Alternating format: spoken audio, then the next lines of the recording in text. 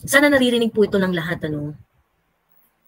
So, ang sinasabi dito ng TAPS Coalition, sa yung pangalawang private property, kung saan nila dapat pagdadausan ang Maisog Rally, ngayong, supposedly dapat ngayong katapusan niya ng, ng April. Tinawagan ng pamangkin, tinakot, matutulad kayo sa mayor ng Cebu or ng Davao del Norte. Ano yun? Preventive suspension. Tatanggalin sa pwesto.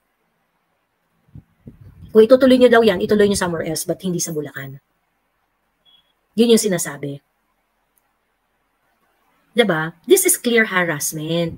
Diba? Ba't ayaw nyo ipatuloy yung rally? Okay? By the way, itong statement ng itong statement ng TAPS Coalition, may contact number to ha, TAPS Bulacan Secretariat. Ayan. So if you think they are lying, you can definitely contact them. Okay? You can definitely contact them. Ayan, TAPS Bulacan Secretariat, 0927-043-1294. And they are talking about their experience in mounting the Maisog Rally in Bulacan. Okay?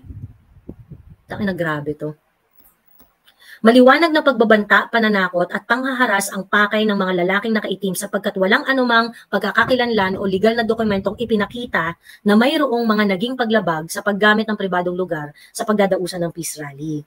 Talamak na opresyon at harassment sa mga pangyayaring umiiral, tunay na hinahadlangan ang pagdaos ng peace rally. Malinaw din ang paglabag ng mga nanunungkulan sa karapatan ng mamamayan na nakasaad sa ating konstitusyon at kaugnay sa mga batas na nailatag sa taas. Kaya aming ipagsigawan ang pagmamalabis at pag-aabuso ng mga kinauukulan. Para sa karagdagang impormasyon, makipag-ugnayan sa, eto nga po yung pinakita ko sa inyo kanina, TAPS Secretariat sa Bulacan, okay? Ayan, may contact number sila. You know, if you want to get more information about this harassment, you can contact them. Mainstream media, baka gusto nyo ibalita. ABS-CBN, GMA News. My God. Ganito na po tayo kababoy dito sa bansang to? Ganito na po ba tayo kababoy dito sa bansang to? Why do you not want the Maisog Rally to push through? So naisip ko, magre-record na lang ako tapos i-play natin mamaya-maya after ko makumpleto ang pagre-record. Kasi hindi ko sure baka biglang mawala ng kuryente, ganyan, ayan. But I think it's very important that we talk about the Maisog Rally, okay, sa Bulacan. Kasi I think yung mga nangyayari ngayon is really unacceptable. There are things that are there are things that cannot be crossed. Di ba? Di ba? And yun yung mga yung mga fundamental rights natin, yung mga constitutional rights natin. Ayan. Kunwari si Lisa, nag-iinarte siya, ganyan-ganyan, dami niya nasasabi sa mga tao. We can say something back against her at saka yung iba niyang mga trip. Pero you know, most of it, yung ibang mga aspect na nangyayari na bardagulan with her. Di sige, nagbabardahan tayo dito, ganyan. Iri lang yun. Pero pagka meron kayong ginawa, pag meron ginawa yung administrasyon na outright na vina-violate yung constitutional guaranteed rights natin, ibang usapan na to. Well, kay Lisa, maraming issue sa kanya na meron siyang mga binabraso na mga dealings, ibang usapan yun. Pero you know what I mean? Alam natin na since nung January, nag-start na yung mga Maisog Rally, di ba? And ang thrust ng rally na yon is to protect the flag, to protect the Constitution from the initiatives of some scrupulous, some politicians with ill intention na i-amend yung ating Constitution. Ayan. Dahil nga sinimulan nito nila Tambaluslos na magsagawa ng People's Initiative na ang layunin ay amyendahan ang pamamaraan kung paano amyendahan ang ating Constitution. Ayan. Ngayon, aside from that, there are also a lot of criticisms hurled against the government, especially kay President Bongbong Marcos, kasi nga marami siyang mga desisyon na parang hindi naman ito yung pinangako mo noon, 'di ba? So, ganoon. Nakailan na yung Maisog Rally sa Davao, nagkaroon na sa Cebu, then nagkaroon recently nitong nakaraang weekend sa Tagum. And supposedly dapat magkakaroon ng Maisog Rally sa Bulacan. na napostpone na ng napostpone. And nagsalita na rin si PRRD tungkol doon sa mga LGUs na hindi nagbibigay ng permit para doon sa rally. Kasi dapat kung hindi i-allow, hindi papayagan ng LGU na mag-conduct ng rally or ng ng assembly ang isang grupo sa isang lugar, kung hindi nyo bibigyan kung hindi nyo papayagan, o sasabihin nyo yung reason, di ba, kung ba't di pinayagan. But at least mag-offer kayo ng alternative dates, di ba? Pero hindi yun ginagawa ng LGU ng Bulacan, ng province LGU ng provincial government ng Bulacan at ng Malolos. Okay? So I'm pretty sure maraming layers tong problemang to. Pero ginagawa ko po itong episode na to because I hope that the leadership in the provincial government of Bulacan, Daniel Fernando, and the mayor of Malolos, Bulacan, the capital of Bulacan, Malolos City. Ayan. Magano-ano naman po kayo? Manindigan naman po kayo sa tama, 'di ba? Ako po naiintindihan ko na yung mga LGU, kailangan yung pumanig to certain extent, Kailangan yung kumampi sa administrasyon. And for noble reasons, like for example, kasi gusto ninyo na ma-prioritize yung mga projects sa inyong lalawigan, gusto niyo mapagbigyan kayo kapag humihingi kayo ng project from the national government, naiintindihan ko po yun. Pero may mga bagay po na hindi niyo dapat katigan, lalong-lalo na kung ang bagay na yun ay i-deprive ang mamamayan sa kanilang pinaka-basic na karapatan. Okay? Yung pagkampi nyo po sa administrasyon ay dapat hindi to the extent na makukompromiso ang mga karapatan ng mga mamamayan. Okay? Naglabas ng press release yung TAPS. Ang TAPS ay ito ay grupo na nag-oorganisa ng Maisog Rally. Ayan. So i-share ko sa inyo yung kanilang media advisory. Ayan. TAPS Coalition is transparency, accountability, and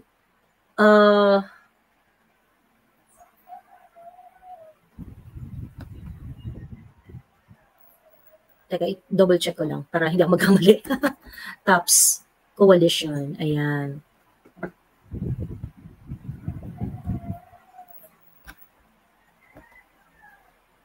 Transparency, accountability, peace, and security. Ayan. TAPS Coalition. Ayan. Okay. So these are composed of volunteer people who volunteers to mount the Maisog Rally event. And naman to, kumbaga, this is a civic group, and this is a group who wanted to peacefully assemble, and inaatinan ito ng mga tao na meron ding same sentiment do sa pinaglalaban ng TAPS. Aren't we all for transparency, accountability, peace, and security? Diba? So ngayon, naglabas sila ng official media statement kasi noong una, kwento-kwento lang yung naririnig natin na na iniipit sila, ganyan, hindi sila binibigyan ng permit, yung mga ganong etchos balungos. Pero naglabas na sila ng permit at nagkwento na ng detalyeng mga pangyayari kung anong nangyayari doon sa nire-request nilang permit para sa Maisog Rally sa Bulacan. Kung sakasakali, ito ang unang-unang Maisog Rally sa Luzon. So, basahin natin yung yung media advisory ng TAPS Coalition. So, number 1, sabi nila, simula ng February 2024, kami ay nakipag-ugnayan sa Provincial Local Government ng Bulacan at LGU ng Malolos upang humingi ng permit para sa pampublikong lugar na maaaring pagdausan ng peace rally na gaganapin sa Bulacan. Ayan. So, sabi ng TAPS, tiniyak po natin ang bawat hakbang na ating isasagawa ay alinsunod sa umiiral na batas sa sa peaceful assembly. Ayan. So, ano ba yung mga batas na nagko-cover ng peaceful assembly? Ayan, Batas Pambansa 880, an act ensuring the free exercise by the people of their rights to peaceably assemble, and petition the government for other purposes. Meron ding DILG Memorandum Circular 2006-42, Establishment Designation of Freedom Parks in accordance with Public Assembly Act. Ayan. GR number 175241, Supreme Court decision granting permits for public assembly. Ayan. Okay. So yun, so kapwa hindi nagbigay ng permit sa Provincial LGU ng Bulacan at LGU ng Malolos na ating pinagpaalaman sa kabila ng written request na ating na ipa-receive sa bawat LGU na may petsang March 2, 2024. Sa Provincial Capital, March 21 sa Malolos upang magamit ang mga public places gaya ng Bulacan Sports Complex at Malolos Sports and Convention Center. Samot-saring kadahilanan na sinasabi upang hindi mapagbigyan ng aming kahilingan kahit na sila na ang magtakda kung kailan ito mababakante at sa maraming beses na naming pabalik-balik na pag-follow up sa kanilang tanggapan. Dahil sa pangyayari, napilitan kaming maghanap ng private, kasi hindi nga binibigyan ng permit, no? So napilitan ang TAPS na maghanap ng private open lot na maaaring pagdausan ng peace rally dahil batay sa batas ay hindi na kinakailangan ng kauulang permit mula sa LGU. Sa halip ay magsumite na lamang ng opisyal na liham upang ipabatid ang pagdaraos ng nabanggit na rally kaakibat ang paghiling ng suporta mula sa kapulisan, traffic management, DRRMC Rescue at iba pang mga ahensyang magpapanatili ng kaayusan at kapayapaan sa ilalim ng kinauukulang LGU. Okay. So, makita po natin, noong una, LG yung nilapitan, humihingi ng permit para magamit yung Bulacan Sports Complex at Malolos Sports and Convention Center. So kasi depende kung sino nangangasiwa ng complex na yun, doon ka manghihingi ng permit. So I think that's the reason why sinulatan nila yung provincial, baka provincial yung nag-handle ng Bulacan Sports Complex, tapos yung Malolos Sports and Convention Center, which is Malolos naman. So that's why dalawa yung request na ginamit. Pero hindi binigyan ng permit. Pero hindi rin binigyan ng alternative dates. Diba? Now, since hindi nila magawa yung number 3, hindi nila makuha yung permit ng number 3, ang ginawa ng TAPS Coalition ay naghanap sila ng private open lot. Pagka magsasagawa ka ng rally or ng assembly sa isang private property, hindi mo na kailangan ng permit. Ang kailangan mo na lang, ino-notify mo lang si LGU na, oy, meron kaming gagawing permit sa ganitong days, ganitong time.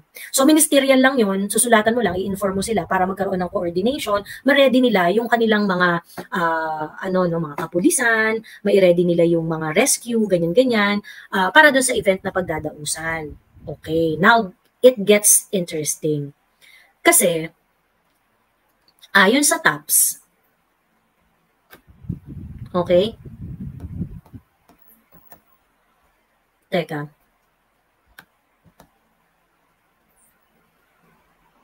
Ayan.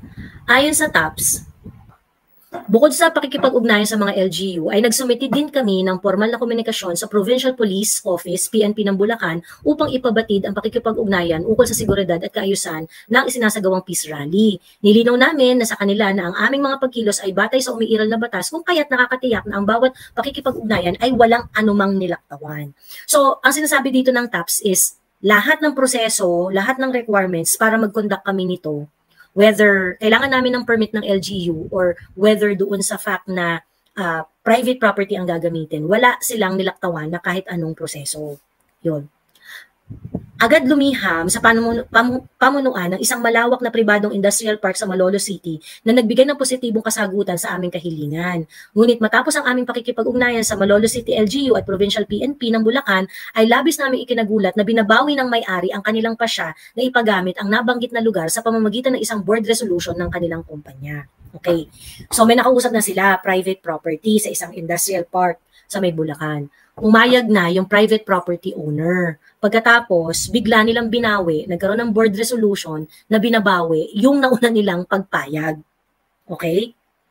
Muli kaming humanap ng ibang pribadong lugar at katulad ng naunang pakikipag-ugnayan, kami ay nakipag-ugnayan kami sa may-ari ng lupa na nagbigay din ng formal na pahintulot sa pagpapagamit ng kanilang pribadong pag-aari. Gayun din ay muli kaming nakipag-ugnayan sa Concerned Municipal LGU at Provincial PNP ng Bulacan upang mag-update para sa nabanggit na pagtitipon at upang magsagawa ng koordinasyon sa seguridad at kaayusan. Subalit muli kaming naligalig sapagkat kahapon, ika-17 ng Abril 2024, bandang alas 4 hanggang alas 5, ay tumatawag ang pamangkin ng may-ari na tila balisa at takot. Sapagkat anya ay mayroong mga hindi nagpakilalang mga lalaki na naka-uniforme ng kulay itim at mga nakatalikod na ID sakay ang dalawang SUV ang nagsadya sa bahay ng may-ari at nagbanta na huwag payagan at ituloy ang maisog peace rally. Ayon pa sa lalaki ay baka anya matulad sa gobernador ng Davao del Norte at mayor ng Cebu kung itutuloy ito. Kung ituloy man anila ay wag kuno sa Bulacan.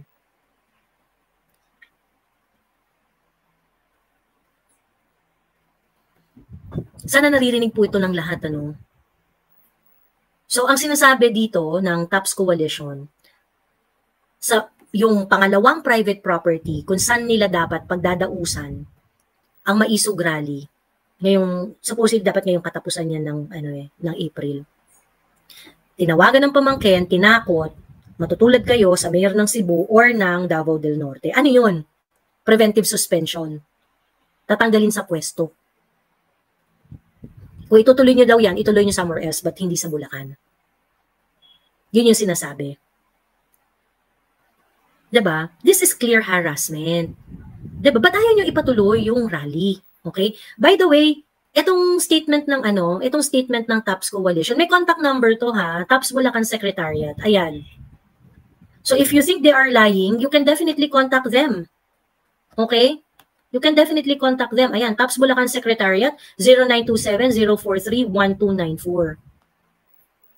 And they are talking about their experience in mounting the Maisog Rally in Bulacan. Okay? Grabe to.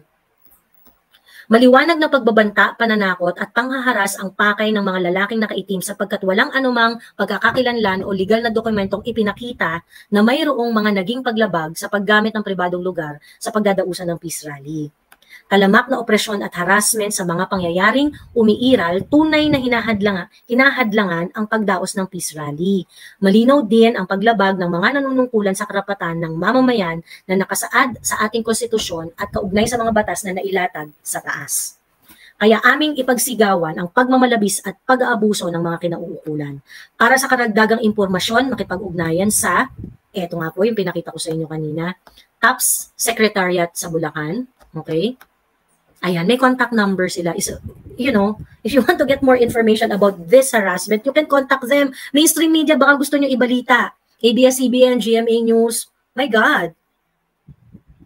Ganito na po tayo kababoy dito sa bansang to? Ganito na po ba tayo kababoy dito sa bansang to? Why do you not want the Maisog Rally to push through? Diba? Anong problema nyo? Bakit kayo natatakot? Bakit kayo natatakot? You know, whether you agree sa Maisog Rally or not, wala kayong karapatan na pigilan silang magsalita. Kasi, fundamental rights, di ba? Karapatan po natin yan to peacefully assemble and i-express natin kung ano man yung mga sentimiento natin. So, why is this government allowing this kind of harassment and not allowing the Maisog Rally to happen in Bulacan? Bakit nagkakaroon ng mga ganitong accounts na pinagbabantaan nyo ang mga organizer ng Maisog Rally? Okay? Ngayon, kung mapapansin po ninyo, may pattern. Ito pong mayor ng Malolos is in fact not a supporter of the People's Initiative na apparently was found out to be an initiative of the Congress. Okay? So, kung matatandaan nyo po, ang Malolos mayor na si, I think it's Mayor Christian Natividad. Ayan. Si Mayor Christian Natividad, nakasama pa po ito ni Attorney Vic Rodriguez at finiture niya sa kanyang page. Diba? Finiture niya sa kanyang page dito, Bulaqueños not for sale. So si Mayor Christian Natividad is actually very supportive dun sa cause. Yun naman talaga yung nung rally People's Initiative di ba? Ayaw matuloy ng Maisog Rally ang People's Initiative. Kasi hindi naman talaga siya People's Initiative, peking initiative siya. Okay? Now, Attorney Christian Natividad appeared in a video featured dun sa page ni Attorney Vic Rodriguez where he emphasized that Bulaqueños are not for sale. So, ano po yung makukonclude natin dito? Si Attorney Christian Natividad is supportive dun sa cause ng Maisog Rally. Bakit all of a sudden nagbago yung kanyang posisyon? Nagbago yung kanyang posisyon? Tinakot ba si Mayor Christian Natividad? I really hope Mayor Christian Natividad can find strength and stand for the people, especially when people are trying to exercise their rights. Public servant po kayo, public official po kayo. Naiintindihan ko po if there are times that you will have to, dance the political tune para mapagsilbihan nyo ng mas maayos ang inyong bayan, ang inyong city. Pero po, Mayor Christian Natividad, alam kong nauunawaan nyo rin po na ang pakikisama nyo po sa politika ay hindi dapat hahantong doon sa pagyurak sa mga karapatang ginarantiya ng konstitusyon di ba? Hindi dapat tayo hahantong doon sa ganong punto. So, Mayor Christian Natividad, maraming salamat doon sa pagtindig mo that Bulakeños are not for sale. Pero sana po, itodo nyo na. Itodo nyo na. Manindigan po kayo sa tama. Lalong-lalo na, abogado po kayo, alam na alam nyo po ang Bill of Rights. So, for some reason, nung nagkakahingian na ng permit, because this was, itong content na to, na pinost ni Attorney Vic sa kanyang Facebook account, this was dated February 7. So, February 7 ito February 7 tong date na to. So, what happened between February 7 and nitong hindi na inapprove yung mga permit na hinihingi ng TAPS Coalition? Diba? Tinakot ba si Mayor Christian Natividad?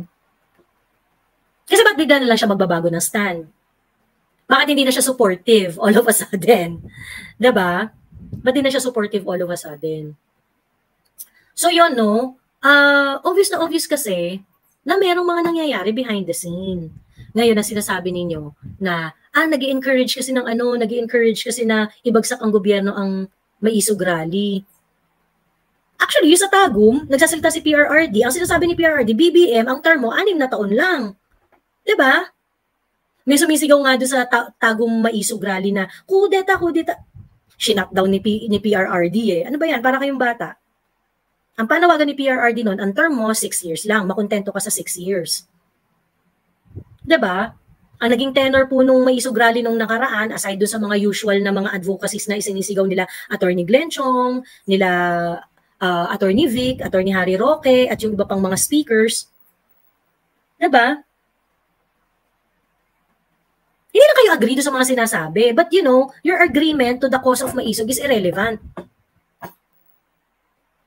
Kasi kailangan nyo pong protektahan yung karapatan ng tao na maglabas ng kanilang saloobin. You agree or not, it is a line that you cannot cross.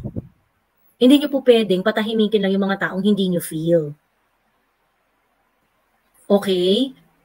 So sana sana nakikinig si Mayor Christian Natividad because he started off with a very, very principled stand.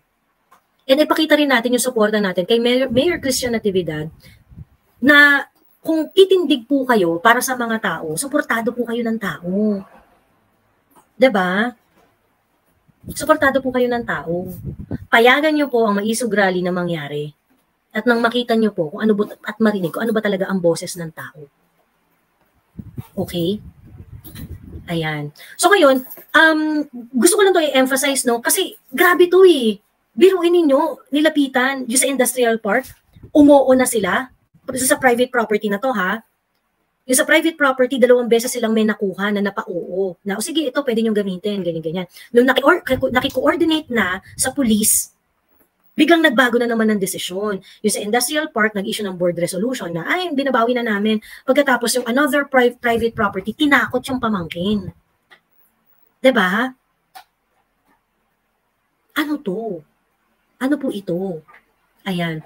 Also, I would also like to show yung kasi ito rin yung reklamo ni Lisa Marcos doon sa, ito rin yung reklamo ni Lisa Marcos doon sa, kay Inday Sara na nag-attend ng Maisog Rally pagkatapos na very negative, pagkatapos tinatawag raw na bangag-bangag si BBM, tapos tumatawa-tawa lang daw si Inday, mga ganong kineme. And it really baffles me na, anong problema, bakit why is Lisa taking this so personal, diba? Na parang, bakit ang gusto ninyo maging norm is yung intolerance? Diba? Bakit ganun yung gusto ninyong maging normal na takbo ng bansa natin? Ayan. Kasi gusto ipakita sa inyo yung stand ni Mayor Albi Benitez dito sa Bacolod. By the way, nandito ako sa Bacolod ngayon. Ayan, asa na ba yun? Ayan, ito. Sabi, you know, after the supportive daw si Albi Benitez kay First Lady Lisa Marcos. Sabi niya gano'n. Nanawagan siya na in light of recent event na tinutukoy niya dito, yung interview ni Anthony Taberna kay Lisa Marcos, na nagre-reklamo nga to si Lisa, na ba daw nandun sa rally si Inday. Ayan. In light of recent events, it's crucial for all cabinet members to uphold the utmost support and unity. Secretary Sara's presence at events where the leadership is criticized has raised concerns. Okay? This is the part that I do not understand. Mayor Albi Benitez, you are very, very wrong. Okay? Maling-mali ka po. At kitang-kita yung ignorance mo sa pag-uphold ng karapatan ng bawat mamamayan, including Inday Sara. Okay? Including Inday Sara. Secretary Sara's present at events where leadership is criticized has raised concerns. Sabi niya. Yung pag-attend po sa isang event na kinikriticize ang gobyerno, bakit po magre-raise ng concern sa inyo? Ang event po, kung saan kinikriticize ang gobyerno, hindi po yan dapat nagre-raise ng concern sa inyo. Kasi dapat po yun ay ina-address. Okay? Okay? So ngayon, the only logical explanation I can think of kung bakit concern sa inyo yan is because you have political interest to protect. Kasi kung talagang public servant ka, Mayor Albi Benitez, kapag meron pong event, at doon sa event na yon ay kinikriticize ang gobyerno, ang unang tugon nyo dapat ano ba yung kritisismo? Pag-usapan natin. 'Di ba? Ngayon po si Inday Sara, ilang beses niya nang pinakita yung kanyang kritisismo sa polisiya ng gobyerno. Nung tinanong siya tungkol doon sa Afghan refugee, noong nagkaroon ng direksyon ang gobyerno tungkol sa exploratory peace talks with the CPP and PANDF. Okay? Nag-express na po si Inday ng kanyang disgusto sa mga ganong klaseng polisiya. At siya ay hiniling na rin ang presidente na i-re-examine ang mga posisyon niya doon sa mga bagay na yun. Did that raise concern from you? Because Inday Sara was criticizing the president then. Diba? When Inday Sara attended a rally that criticized the government, what is wrong with that? Pag po ba kayo ay public official, dapat kung ano lang yung sasabihin ng presidente, ayun lang ang susundin nyo. Blind obedience na po yun. Okay? So for example, ito pong panggigipit ng gobyerno sa Maisog Rally, is it lawful? Kasi alam ko sasabihin nyo dyan, hindi kasi syempre utos yun ng presidente. Yung pagsunod nyo po sa presidente at sa mga polisiya niya, yun po ay only to the extent na lawful siya. Tingin niyo po ba lawful yung pang-iipit sa Maisog Rally? Diba? Yung pong pagpunta ni Inday Sara doon, sa event na yon, na critical sa government, bakit siya magre-raise ng concern sa inyo? Meron naman talagang policy differences ang Vice President at President na makailang okasyon na. Sabi niya, sabi pa ni Mayor Albi Benitez, adhering to the principle of delicadeza, it may be wise for her to consider stepping down to preserve the integrity and unity of the administration. Bakit po? Ang unity at integrity niyo po ba ay confined lang sa pagsunod? Ang integrity niyo po ba ay nakakahon doon sa mga bagay na dapat blind follower ka? Ang delikadesa po, makikita, mas lalo mong maidi-display ang delikadesa kung despite the fact na nasa isang bangka kayo, pero magkaiba kayo ng policy direction, ay nagre-respetuhan pa rin kayo. Ganun po yun. Ang problema, itong administrasyon na to, ang walang delikadesa. Lahat ng nagdi-disagree, ginugurgur ninyo. Tama ba yon, Mayor Albi Benitez? So maling-mali ka po, Mayor Albi Benitez. Okay? There is nothing wrong when there are policy differences between and among public servants. Okay? Ang mali po ay yung sinusunod mo or nagpapa-impress sa national government ang mga local leaders despite the fact of blatant violation of constitutional rights of the people. Okay? Ganun po yan. Okay? So yun, okay? Yun yung actually gusto ko talagang pag-usapan today. Gusto kong i-highlight to. Kasi gusto kong balikan natin yung ganitong klaseng panggigipit. Ano to? Bakit diktador na diktador? Diba? Bakit ganito? BBM, this is so shameless. Sobrang shameless to. You know, your father was called a dictator. At sinasabi nyo na, hindi, ganyan-ganyan. Pero alam mo yan yung kritisismo sa tatay mo. At hindi ko maintindihan kung bakit wala kang ka-effort na i-dispel yung ganong klaseng impression. Sa ganitong kinikilos mo, diktador na diktador ka. Okay. Sasabihin kasi ng iba dyan, hindi naman si BBM yun ganyan-ganyan. Ano naman to? LGU naman to, ganyan-ganyan. Okay, fine, sige. Then why don't you tell the governor and the mayor to approve the permit? Why don't you tell them to approve the permit?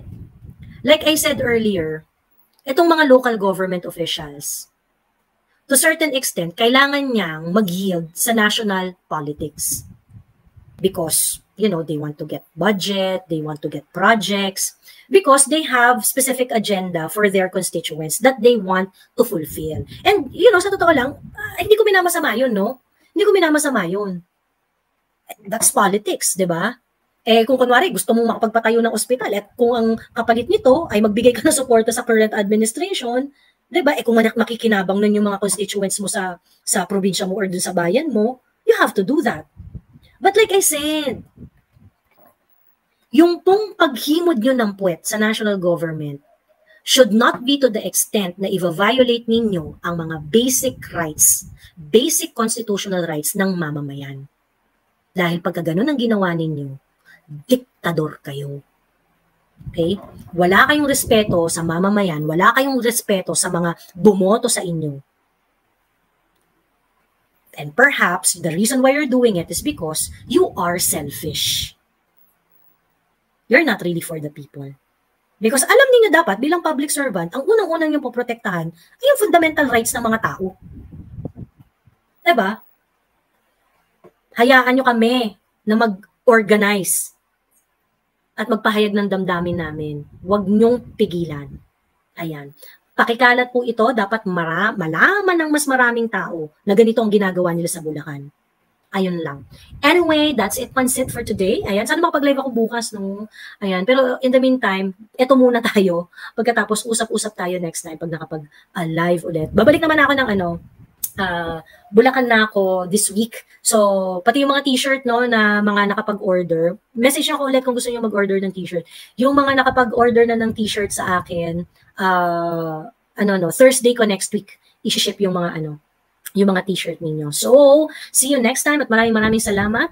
And kapit mga kababayan, mukhang marami pang darating.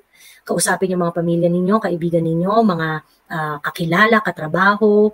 Maging aware po tayo sa mga nangyayari kasi nakakatakot ang mga senyales. Ayun lang. Sige, bye-bye everyone. See you next time.